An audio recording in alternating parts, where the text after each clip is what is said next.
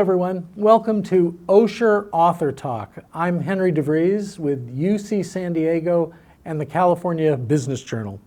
Today's guest is Dr. John O'Brien. He is a licensed psychologist, a professional speaker, and the author of the book Rudeness Rehab. Our topic today, dealing with difficult people. Let's jump into it. No doubt about it, we live in a rude world. In your book, you say it's a rudeness epidemic. But hasn't it always been a world like this? Haven't people always been rude? Well, I'm going to present some data, Henry, that will illustrate that, in fact, there has been an increase in rude and uncivil behaviors. But I think what speaks more than words are actions. And we have a clip here from Inside Edition that illustrates just that. How would you like to sit next to this commuter? Or this lady shaving her legs? Or this woman using a train as her personal gym? Passengers are getting fed up with such rude behavior. Sign says no eating and drinking. You don't get it? You don't get it. You must be stupid.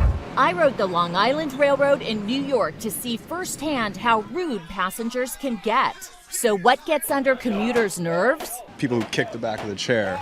That's my worst one. People putting their feet up, people leaving trash. This is gross. We saw plenty of trash thrown about, beer cans, food wrappers, and even a banana. Someone's gonna slip on that. Somebody could slip on, that's dangerous. Classic, yeah. So my guess is that most of these people who were videoed doing this difficult behavior did not wake up that morning and think to themselves, how can I go out and irritate my fellow humans today, right? They were just kind of oblivious to the impact of their behavior, but nonetheless, it was quite difficult, and I would not want that to be my commute. What's your number one strategy for dealing with difficult people? You want my number one strategy? I want your number one strategy. Okay, number one strategy. So here it is. I encourage people to ask themselves the following question. When you're faced with difficult behavior from some other person, ask yourself, how is this not about me? Of course, when other people's behavior is directed towards us, we want to make it about us and assume that it's about us. But if we can ask ourselves that question, it allows us to get unhooked from personalizing other people's behavior, which is going to give us a better perspective to try to respond. Let me give you some pushback. How is it not always about us? Well, true, yes. It's not always, not about us. It's the other end of the continuum. So, psychologists are famous for giving the answer, it depends, to any question. But I'm going to use that one as a psychologist. So it depends, right? Sometimes it's not about us, but sometimes it may be about us. Now, if I was to ask you, Henry, which I will, but you don't have to answer, who are the people that you find most difficult to deal with in your life? Hopefully I would not be topping the list after preparing for this interview. Right? But we can all probably do that, right? Identify, I can easily remember who those difficult people are. Well, the news flash is that for other people, we're on their list, just by being ourselves. So sometimes we can't help it, it's just in who we are. We don't mesh with other people. But it also may be that there are things that we're doing or not doing that we need to bring to our awareness that could be contributing to the problem. So yes, it could be not about us, but it also could be about us. Well, that's fair.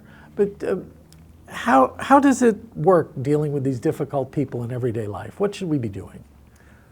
Well, in terms of responding to, you mean, like, where does it show up? Yes. Is what you mean? Well, it can show up in a variety of places, right? So it can show up when sometimes just getting out of the bed in the morning. We may live with people, unfortunately, that we find difficult. I hope that's not the case. But along with that, it could be when you go to the store. It could be when you go to work. It could be when you're driving or out in public. It also can be when you're traveling, maybe going on vacation. And it could be when you go to take a flight. And I think we've got a video here that illustrates that. Okay, if you don't feel safe, get off the airplane. But This is your captain speaking, Okay. but never like this. I'll stop, and we'll fly the airplane. Don't worry, I'm going to let my co-pilot fly it. He's a man. Okay? It's a total meltdown. The pilot boarded in her street clothes and addressed the passengers over the intercom. Passenger Pam O'Neill couldn't believe what was happening. She said, let's take a vote. How many of you would like to take off now with me dressed as I am, or would you prefer that I take 10 minutes to get changed into my cute little uniform? Then she started talking about her divorce and political candidates, and the minute she mentioned that, a gentleman stood up and just yelled, "Whoa, enough, you're scaring me." Another passenger, Randy Reese, got up to leave and gave a running commentary on social media. "I'm shaking right now." The captain demonstrated that she was not mentally in a safe space. She says, "Sorry, I'm going through a divorce." Uh-oh. The pilot also insulted a mixed-race couple on board. Did I offend you? Okay, so did I purposely offend you? I did. The answer is yes. The more she tried to convince everyone she was okay to fly, the more people got off. Flight attendants, please disarm doors. So, travel is stressful enough, right? And imagine getting on a plane and having that as your pilot. Now, what I would also say is that the sad thing is this is clearly someone who needed help, and either she wasn't getting help or she wasn't getting adequate help. And that's actually a not uncommon story in our country these days. There's a shortage of mental health providers and access to mental health care. And so, in fact, there's a lot of people who aren't getting the care they need and who are out there with their stress-related negative behaviors kind of leaking on other people. Dr. O'Brien, you're at UC San Diego this weekend to talk to the Business of Healthcare conference. And let's talk about healthcare. I mean, does this show up in healthcare, or what are some examples of rudeness in healthcare? Well, there's certainly, our healthcare system is a sick system right now. There's a lot of problems in healthcare, and it's difficult for patients, it's difficult for the providers, and sometimes it's also the behavior of the providers that's the problem. Several years ago, my mom, who's still going strong at 89, let's give a shout out to Mom. Hello, Mom. She was needing to have foot surgery, and she was 80 and in pretty good health, but she'd had some mild cardiac problems. So we met with the surgeon before surgery, and he said it'll be day surgery, because these days, like, you have major cardiac surgery and they put you on a gurney and then they wheel you out to your car practically, right? I mean, it's with good reason. But so she was going to have day surgery and be sent home, and he said, now unfortunately, her insurance doesn't cover a nurse, but we'll send out a physical therapist, and a physical therapist is the same thing basically as a nurse. Now, I have friends who are physical therapists. I have a cousin who's a physical therapist. I love physical therapists, but they're not nurses. And we really wanted my mom to have one, so that bothered me. And the day before her surgery, I finally had a chance to call her insurance company, and I learned a nurse would be covered. So great. So I called the surgeon's office on the afternoon before the surgery, and I said, we'd like to have a nurse come out, and in fact, I learned the insurance would cover that. Perfect. So the next day, my sister brought my mom in for the surgery, and she's in the pre-op room. And the surgeon came tearing into the pre-op room. He stood at my mother's bedside, pointed his finger at my sister, and he said the following: apparently, you don't trust my ability to have knowledge of insurance. Maybe you don't trust my ability as a surgeon. Maybe this surgery's not going to happen at all. And out he stormed. At which point my mom just got really dizzy and overwhelmed, and my sister, who is less likely to cry than I am, burst into tears. A few minutes later, the charge nurse came in, and she said, "Oh, don't worry, the surgeon has said he will do the surgery." Which he did, and all went well. And after the surgery, he came out to tell my sister that it all had gone well. And then he said, "Oh yeah, and about earlier, sometimes I just go pop." We learned later that that was his reputation, and so if we had known that, we might have chosen a different surgeon. Okay, rude. We'll give you that. How common is rudeness in healthcare? Well, it's actually, unfortunately, not an uncommon experience. and we have a video segment that will illustrate another example of rudeness in healthcare. I was appalled, I was distraught, I was violated, thinking that I'm lying there naked after the surgery, and they have me still uncovered talking over my body like this. And listen to this. Precious, yes. This is Precious over here, saying hi to Precious over there. Easter considered that to be a reference to the main character in the movie Precious. It was racially profiling me, yes, I was offended by it. Easter says she decided to secretly record her surgery after a tense meeting with the doctor. She said some choice words to us in clinic when we didn't book her case within 2 weeks. Including, I'm going to call a lawyer and file a complaint. It just doesn't seem like the thing to say to the person that's going to do your surgery. So this is another example, obviously, from healthcare. And I always used to say to my clients who are going to be going through surgery, you don't really need to worry about the surgeon's bedside manner because you're going to be unconscious, right? And you want a technician. But there's actually research now that shows that the behavior of the surgeon in the surgery with the other staff, the greater the level of incivility, the more likely that the patient is going to experience medication errors, medical errors, complications post-surgery, and there's even a higher rate of mortality as a result of the surgery. So it really matters how healthcare providers are behaving. In your research for the book, what did you find is behind this surge in rudeness and incivility? Well, there's a number of factors. You heard a little bit about that in the setup piece, that Americans are experiencing some of the highest stress levels ever recorded. The American Psychological Association does an annual survey, Stress in America, that will come out next month. And continuing these last several years are seeing high levels of stress. So there's high stress. There's also what someone would describe as a pandemic of loneliness in our society. There was a book written in 2001, not published by Indie, unfortunately, but entitled Bowling Alone. And it was about the decline of people's participation in community bowling leagues that also matched with a decline in people's participation in organized religion and other community groups. And so the loneliness and people's disconnection means it's easier to engage in othering of people when you have less social contact. Speaking of othering, social media. People get onto social media and will be saying all kinds of nasty things because you're just doing it to a computer screen. And people think when they get on social media that they are actually releasing their frustrations, but what psychological research shows is people are simply rehearsing their frustrations, which only grows their level of anger. We then have media. And when I was growing up, 1 billion years ago, we had evening news that was 1 hour, right? There was an hour, and then there was maybe like around midnight there was Nightline if you wanted to see a specific story.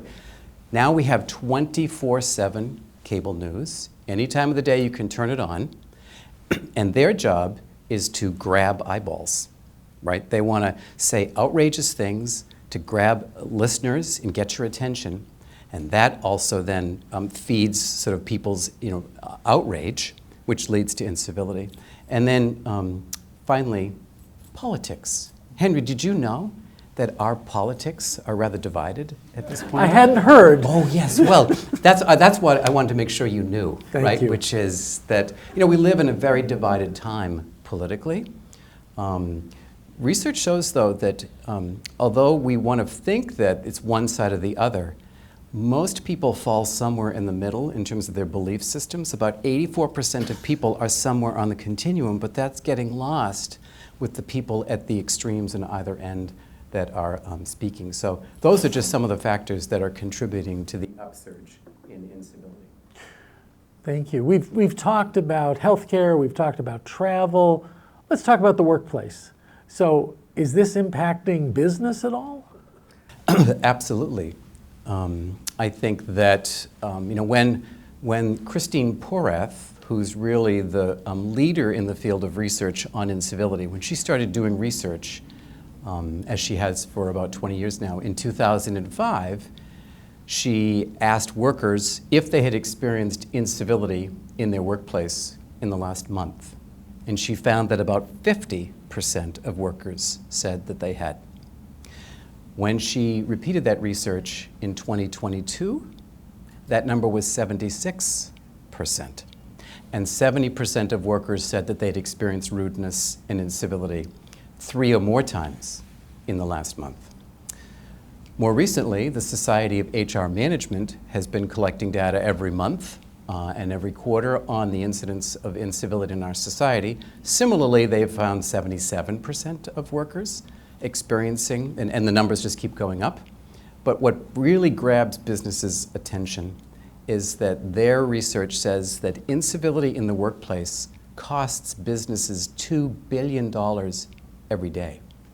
So there's a huge problem that businesses are now recognizing that they need to address. 2 billion here, 2 billion there. Pretty soon that adds up to a lot of money. Exactly. Yeah. Right. So, Right. but let's talk about the term. How do you define incivility?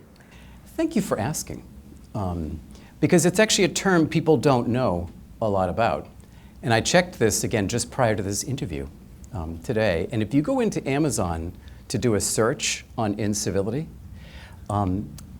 it autocorrects to invisibility, which I think is a great metaphor for the fact that this is something that people don't even know what it means, never mind understand its impact. So the way that I define incivility is that it's rude and inconsiderate behavior that may be seen as inconsequential, but that creates stress in the target of the behavior, in people witnessing the interaction, and even boomeranging back ultimately to the person who is her or himself being uncivil.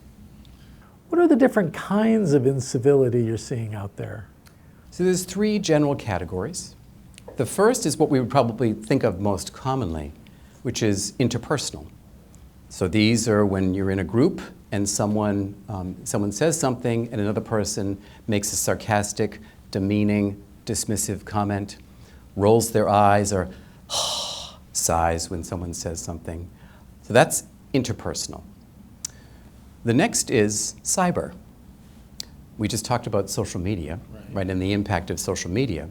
But cyber incivility can also be when people are making negative comments in the chat in a Zoom meeting about the presenter or other people, or posting negative comments in a Slack account, or sending a pointed email or text message, or not realizing the impact of that, the difference between the intent of an electronic communication via text message or email and how it actually lands with the other person. Cyber incivility can also be someone needs a report by 5 p.m. because they need to submit something, a larger report, and the person waits until 5:05 to send it. So that's interpersonal cyber, but my favorite, not that I do this, but my favorite, I think is most interesting, is something called victimless incivility. That's basically, as we saw in the setup piece today, with people leaving trash behind them. So in a workplace, it could be leaving your dishes in the sink for somebody else to find, or leaving the photocopier jammed. The message is, my time is more valuable than yours, and you can just clean up after me. So we've got interpersonal, cyber, and victimless. Well, then we just put a note in the kitchen that your mother doesn't work here, and then that escalates to more rude behavior, and we get stress. So let's talk about the connection between rudeness and stress. It's a chicken and egg situation. So there's a old phenomenon in psychology that's called the feel-good, do-good phenomenon. So when we're in a good mood, we are more likely to treat others well. Unfortunately, the other end of the continuum is possible as well. When we're irritable or in a bad mood, we are more likely then to treat others poorly because of our stress. And then being treated poorly creates stress in you, which then leads to greater levels of rude and uncivil behavior. And in office places, that's why there can be uncivil behavior can spread like the flu. It's because the interaction between stress and incivility, they feed off each other. So this stress feeds off more stress, which compounds. Tell me more about the negative effects of that compounding of stress. There's a famous book in the trauma recovery field by someone named Bessel van der Kolk that's entitled "The Body Keeps the Score." So traumatic stress is the extreme end, but that's also relevant for any type of stress. It's going to get locked in our body. So in the short term, that can create physical symptoms when people experience stress from rudeness of things like headaches, stomach aches, sleep disturbance, concentration problems. Can also create feelings of despair, of frustration, or anger.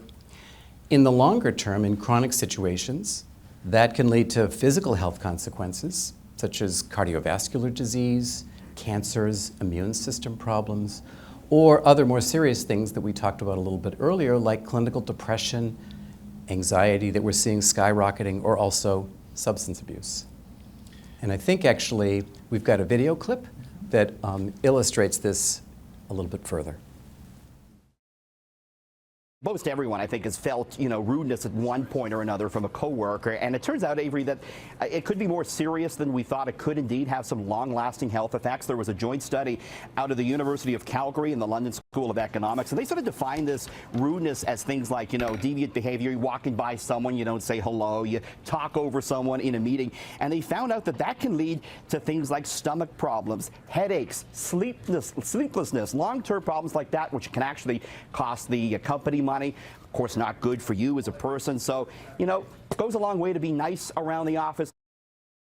So I just wanted to bring something else to sort of back up what I'm saying. There's a lot of research that just makes that connection between rudeness and the health of individuals and workers.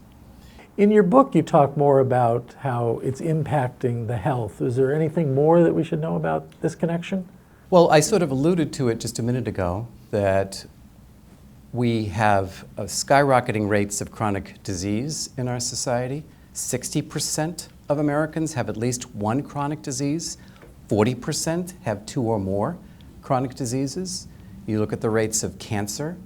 The US, in comparison to 212 other countries, we score number one. We're number one, in not a good way, of our rate of cancer. And we are double the rate of cancer of the next country on the list. Between 1990 and 2021, our rate of cancer increased 88%.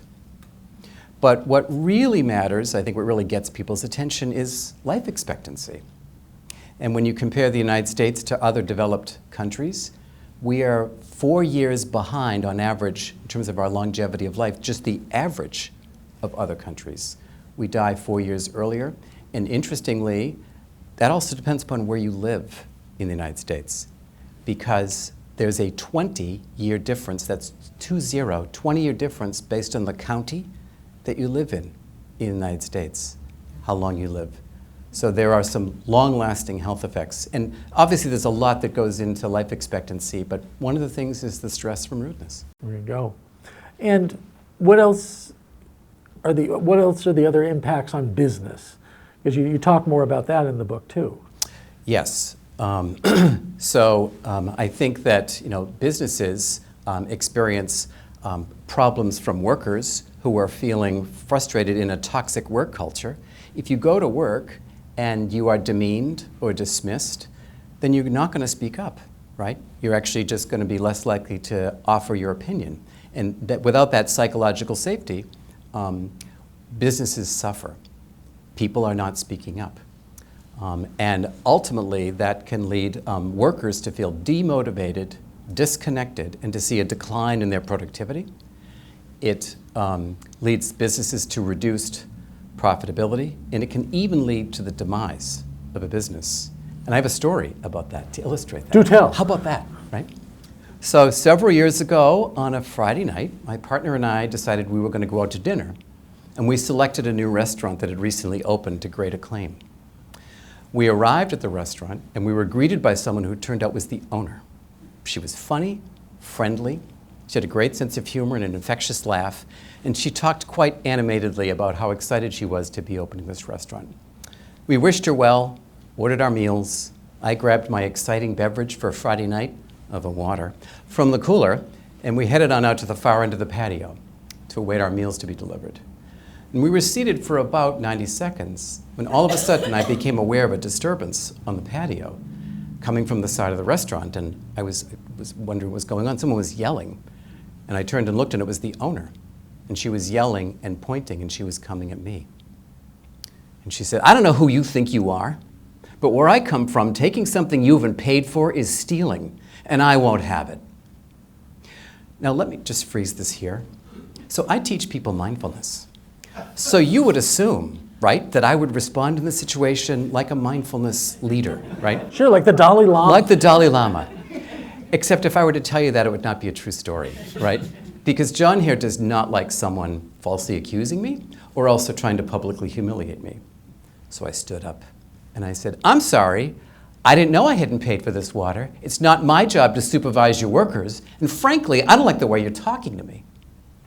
And I continued to sputter as I followed her into the restaurant, and I paid my $1.50 for the water.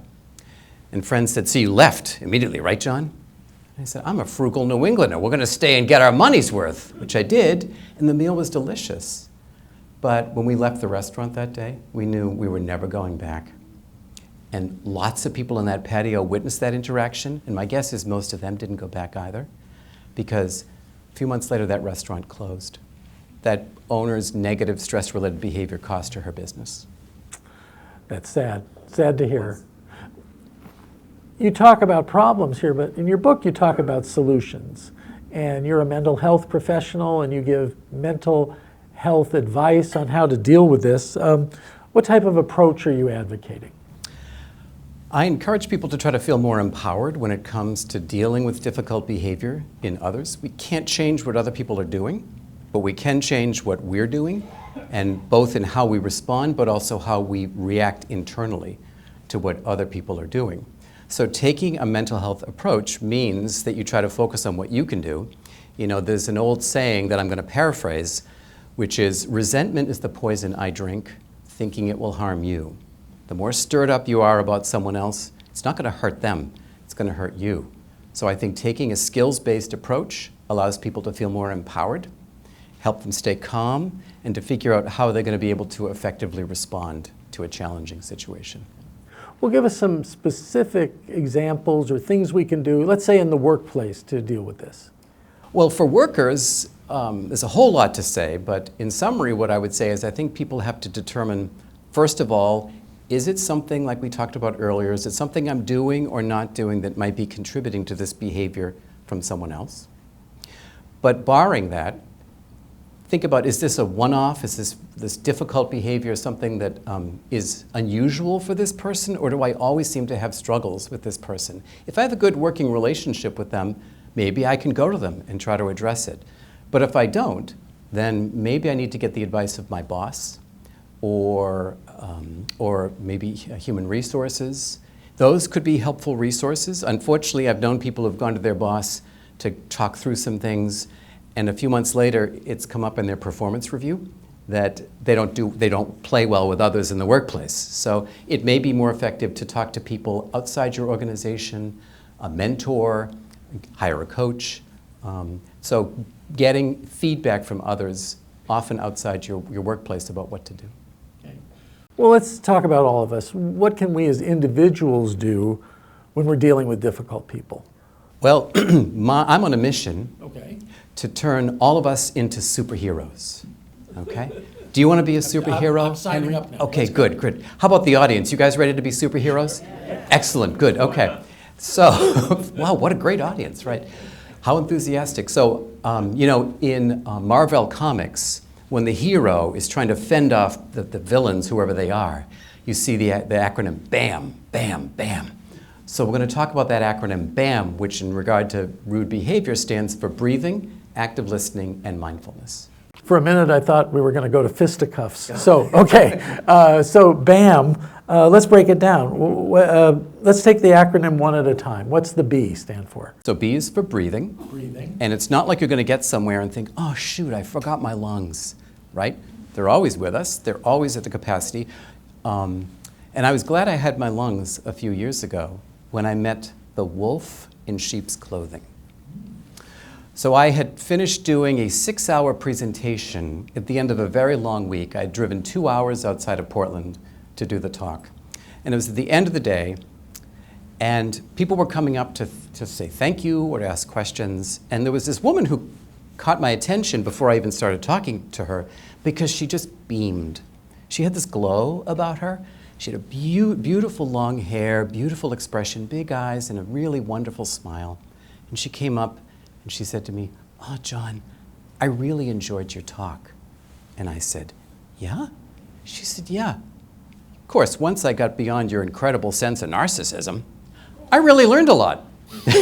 So I said, my narcissism? She said, "Yeah, you were telling all these stories from your life." I'm thinking I should be telling stories from your life. But at any rate, luckily I had my lungs with me and I was able to breathe through it as she left. But breathing is something that's always with us. People may be familiar with diaphragmatic breathing or what's called yoga breathing, right? Where you fill your lungs completely, and when you do, your stomach pushes out, right? And that gives you the full capacity of your lungs. And you're such a great group. I hear some people out there breathing already, right? So we don't normally breathe that way, but that's a great way to breathe. But there's something from Huberman Labs that's called the physiological sigh. So it uses those same mechanics, but what it does is it uses a specific breathing technique to give you fast relief.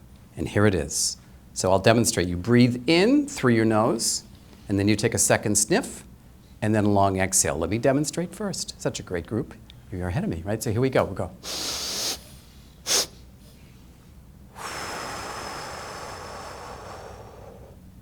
Okay. Let's try that once more all together. You ready? Inhale. Sniff. Exhale. Great. Nice breathing. Okay. So just doing a few of those, according to Huberman Labs, there's research to say that helps to center us and helps us then to be more effective in responding to difficult behavior. Great. So A, what does the A stand for? A, thanks for asking. A is for active listening. Now, listening is a lost art in our society right now because often when people are in conversation like you and I are, when one person is talking, the other person is already thinking about what they're going to say. So when we are listening, we are not talking. So many years ago, when I was in school, and I went to a small Catholic school, I was 6 years behind my older sister, who was a talker. Talker. She still loves to talk. And every year I would go in hoping that maybe the nun I would be working with that year would not remember the connection. But it was the same every year. I would go in and the nun would line us up along the side of the classroom like we were in a police lineup. And then she would call our name, and when she called my name, she would say, "O'Brien, you have a sister, right? Carol. She talks too much. Don't do that. Now sit down," right? Every year. So about the same time, when I was about 8 or 9, my parents took us to an arcade.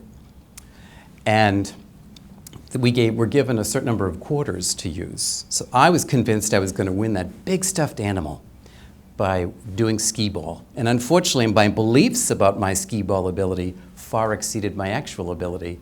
So I didn't come away with any winning. But my sister, being older and wiser, diversified her use of quarters until she was down to the last quarter. And she decided that quarter was going to go into the magic fortune teller machine. So she put the quarter in the magic fortune teller machine, and the machine came to life. And it started to move and rattle, and the figure inside was moving, and lights were flashing, and we all stood there and waited for her life-changing advice. And it came out, and it still lives in infamy in our family to this day. The wise old owl sat in an oak. The more he listened, the less he spoke. The less he spoke, the more he heard. Why can't you be like that wise old bird? So, now if my sister were here, she'd be screaming, "Boo! Get some new material!" Okay? But listening and not talking is important. And when we are engaged in active listening, we are saying things to not respond to the content of what someone else has said, but to actually try to encourage them to continue to talk. So we'd be saying things like, "What do you mean? How so? Say more." By doing that, you're getting the other person to rephrase what they've said. And sometimes that raises their awareness that they've been rude. But if not, at least what it does is it buys you a little time to be thinking about how you're going to respond. So that's the A for active listening. I want to go back to the rude arcade fortune teller. Well, no, we don't have time, but rude. Let's go to M, the M in the formula. So M is the last, but stands for mindfulness. And I think there's a lot of people using mindfulness, and maybe it gets to be an overused term, but I would encourage people, don't toss it out. There's a lot of power in it, but also don't get intimidated by it. Years ago, when I was first learning mindfulness, I was learning it as part of a training program on something called dialectical behavior therapy. And when I went to this 5-day training, mindfulness was integrated throughout. And they were having us do all kinds of different activities. And on this particular day, the instructor said, okay, now everybody get up. It's just around the lunchtime. Before we go to lunch, we're going to do some mindful walking. So you're going to walk one behind the other silently. Now, people are not to talk, and you're to be totally focused on walking. And I thought to myself, I got this. Right? I've been walking all my life. This is not going to be a problem. So I was perfect at walking mindfulness for about 8 seconds. And then my attention started to go to, look at these other people who are so much more focused than I am. I can't believe this. And I'm looking at my friend Emily, who's ahead of me, and gosh, Emily's more focused too. I can't do this. And as if it couldn't get any worse, the leader then decided to take our show on the road, quite literally, and out the door he went, and we were on a major thoroughfare in Portland, where I am from, right across from my gym. 100 people walking along, single file, saying nothing. So I just was thinking, oh no, who's driving by? Who's seeing me? And then I'm realizing the gym is right there, and I'm thinking all my friends, Ted and Mary Lou and Dave, are looking out the window like, look, there's this group out there. John has joined it. What's going on over there? So I was completely distracted, and when I got back inside and we processed it, I confessed that I'd been completely unfocused and I'd failed. But fortunately, I had a leader who was much more supportive and said, you know, John, no, you didn't, because you knew where your mind was, right? So you can't fail mindfulness. It's just about knowing where your attention is at. And as far as a mindfulness strategy that people can use when it comes to dealing with rude behavior, I encourage the 4-step mindfulness. There's the Texas 2-step, there's the mindfulness 4-step. 4 steps are stop, breathe, reflect, and choose. So when faced with rude behavior on the part of other people, stop. Next, breathe to calm yourself, and you're all experts in that now about breathing. The reflect part is to think about what's going on in the situation, and I encourage people to ask themselves the question, who do I want to be? Who do I want to be after this interaction is over? And what's really important? And then having reflected on that, then choose the behavior that you want. So stop, breathe, reflect, and choose. So you are now all superheroes and fully empowered to deal with the rude people you may encounter with the acronym BAM. Thank you, Dr. O'Brien. Let's give a round of applause for Dr. O'Brien. If you'd like to learn more about his work, go to his website, rudenessrehab.com. And until next time, this is Henry DeVries for Osher Author Talk.